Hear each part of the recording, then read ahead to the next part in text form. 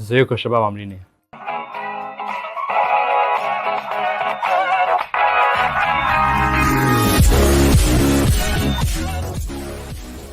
لو سألتك ايه الحاجة المشتركة بين الأهرامات ولوحة الموناليزا بحاجة زي اللوجو بتاع بيبسي أو تويتر مثلا، يا ترى في علاقة بينهم؟ خليني أقولك يا سيدي إن كل دول كانوا اتعملوا بنفس الكونسيبت، وهو الجولدن ريشيو، أو كما يقال عليها برضو الجولدن مين او الديفاين بروبورشن. واللي ناس كتير ما تعرفوش ان الجولدن ريشيو دي عباره عن رقم او ثابت رياضي موجود بشكل كبير جدا في الطبيعه، وتعتبر الراشونال نمبر زي الباي والاي اللي احنا عارفينهم. والثابت ده ما اقتصرش بس على علماء الرياضه، ولكن خصائصه الفريده والجميله الهمت العلماء من كل المجالات التانيه زي الفن والفلك والاحياء والهندسه والعماره، وخلت كل دول يبحثوا في الرقم ده اكتر ويطوروا من استخداماته. وحسب كلام المؤلف الامريكي ماريو ليفايو في كتابه ذا جولدن ريشيو ذا ستوري اوف فاي، ان من العادل جدا اعتبار الجولدن ريشيو هو اكتر رقم قدر يلهم ويشد انتباه المفكرين من جميع المجالات. وعلى مر العصور اتحط معتقدات كتير قوي حوالين الجولدن ريشيو دي، زي مثلا ان هي بتمثل مقياس كبير للجمال، او انها موجوده بشكل كبير جدا في حياتنا اليوميه وفي الطبيعه بتاعتنا.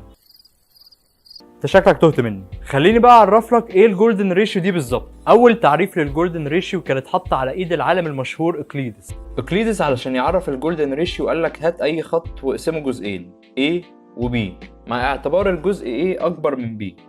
وقال لو النسبه ما بين ال A وال B هي نفس النسبه ما بين طول الخط كله على ال A، يبقى نقدر نقول ان النسبه دي بتساوي الجولدن ريشيو، واللي خدت رمز بعد كده وهو رمز الفاي. المعادلة اللي قدامنا دي احنا ممكن نبسطها ونكتبها في شكل معادلة من الدرجة التانية، ومع حلها نقدر نجيب قيمة الفاي الشهيرة اللي هي تقريبا 1.618. طبعا في حل تاني للمعادلة دي، بس احنا عارفين ان الفاي نسبة ما بين رقمين موجبين، فمستحيل تطلع حاجة سالبة. الجولدن ريشيو برضو ممكن نفهمها بشكل هندسي معروف جدا، وهو الجولدن ريكتانجل، وهو عبارة عن مستطيل النسبة بين الأضلاع بتاعته بتحقق الجولدن ريشيو. ولكن المميز اللي لقوه في الجولدن ريكتانجل ده ان انت لو جيت تقطع او تزود مربع فيه هتلاقي ان انت تكون لك جولدن ريكتانجل جديد خالص. ومش بس كده، احنا العملية دي ممكن نكررها بشكل لا نهائي، وهنلاقي ان كل المربعات دي اضلاعها بتعتمد على الرقم فاي. ولو ركزنا اكتر هنلاقي ان اطراف كل المربعات دي بتخلينا نرسم شكل مميز جدا، وهو الجولدن سبايرال المعروف. كمان الجولدن ريشيو مشهورة بعلاقتها بالفيبوناشي سيكونس، اللي لو ما تعرفهاش هي سيكونس لا نهائية، كل رقم فيها بيبقى عبارة عن جمع الرقمين اللي قبليها، بشرط انك اول رقمين تبدأ بيهم يكونوا 0 و1، وبيتم تسمية الارقام دي بالفيبوناشي نمبرز. تمام، عرفنا كده ايه هي الفيبوناشي سيكونس. طب ايه علاقة بقى الارقام دي بالجولدن ريشيو؟ قالك يا سيدي لو انت خدت النسبة ما بين كل رقمين جنب بعض هتلاقي ان الليمت ما بين النسب دي كلها بيؤدي لسبحان الله نفس الرقم برضو فاي. وبعد ما خلصنا تعريف الفاي وشوفنا علاقتها بالفيبوناتشي سيكونس، خلونا بقى نشوف هل هي فعلا موجودة في الطبيعة؟ في الحقيقة الشكل بتاع الجولدن سبايرال ده موجود في حاجات كتير قوي حوالينا، ومن اهمها الطبيعة. فمثلا في المجرات، في الورود، في الصدف، حتى في الاعاصير.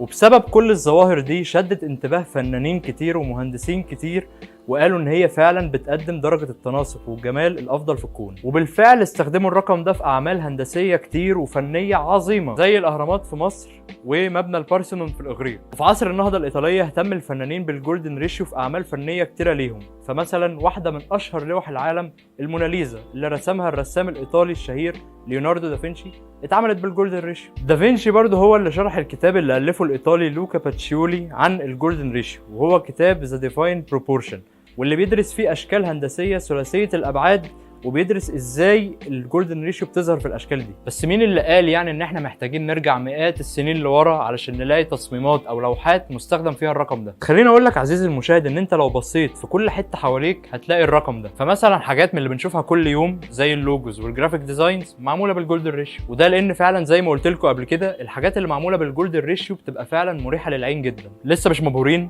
طب تعالوا بقى، تخيل ان الجولدن ريشيو دي موجوده من قبل الفن والعماره وكل ده. تعمل ايه بقى لو قلت لك ان الجولدن ريشيو دي موجوده فيك انت شخصيا؟ عندك مثلا لو قست المسافه من اطراف صوابعك لحد كوعك، وقست نفس المسافه من كوعك لحد كتفك، وقسمتهم على بعض هيطلع لك برضو الجولدن ريشيو. وبرضو لو قست المسافه من المعصم لحد الكوع بتاعك ومن المسافه من الاطراف الصوابع لحد المعصم وقسمتهم على بعض برضو هتديك الجولدن ريشيو. وامثله تانية كتير في جسمنا برضو بتحقق الجولدن ريشيو. ومش بس كده، ده كمان لما ربنا سبحانه وتعالى امر سيدنا ابراهيم انه يبني الكعبه في مكه المكرمه، لقوا ان انت لو قست المسافه من المكان ده لحد القطب الجنوبي وقست المسافه من نفس المكان لحد القطب الشمالي وقسمت المسافتين دول على بعض هيطلع لك برضو الجولدن ريشيو. طبعا دي مش كل الامثله اللي نقدر نبين فيها جمال الجولدن ريشيو، ولكن اعتقد دي امثله كفايه للفيديو بتاع النهارده. كل واحد فيكم لو قعد بعد الفيديو ده وتامل اكتر في اللي حواليه متاكد انه هيلاحظ وجود الرقم ده بشكل كبير في حياته. وبكده وصلنا لنهايه حلقه النهارده. ما تنسوش تعملوا لنا لايك وشير وسبسكرايب، الحاجات دي بتدعمنا جدا وبتساعدنا جدا، واحنا خلاص داخلين على 1000 سبسكرايبر. ونشوفكم في الحلقه الجايه من ماسينجز.